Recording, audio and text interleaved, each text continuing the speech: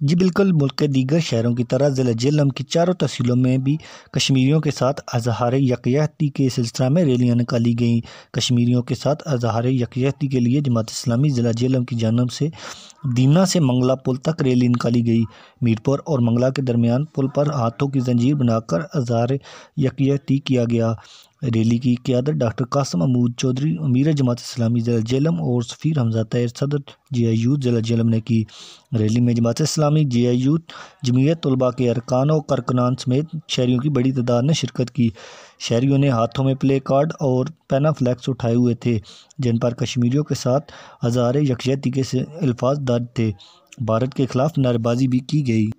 Rally میں قیم ضلع مظہر الاسلام، صدر شہر خبیب سعید بلوچ، ڈپٹی جنرل صوبہ شمالی پنجاب فیاض بٹ، امیر جہلم شہر عبدالخالق حبیب رضا بٹ، امیر دینا شہر اور شہزاد سعید میڈیا کوآرڈینیٹر جماعت اسلامی ضلع جہلم نے بھی شرکت کی۔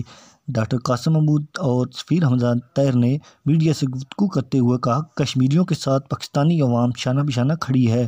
اقوام متحدہ کی قراردادوں کے مطابق مسئلہ کشمیر حل ہونا چاہیے۔ وزیر اعظم اور آرمی چیف کو اس مسئلے کو حل کرنے کے لیے ایک اہم اقدامات کرنے ہوں گے۔ پاکستانی عوام کشمیریوں کے ساتھ آج ریلیاں سیمینار منعقد کر رہے ہیں۔ بھارت کی جانب سے کشمیریوں پر بہت ظلم کیے جا رہے ہیں، بہت افسوس ہوتا ہے۔ 500 سے زائد دن ہو گئے کشمیریوں کو اپنے ہی گھروں میں نظر بند کر کے پابندیاں لگائی گئی ہوئی ہیں۔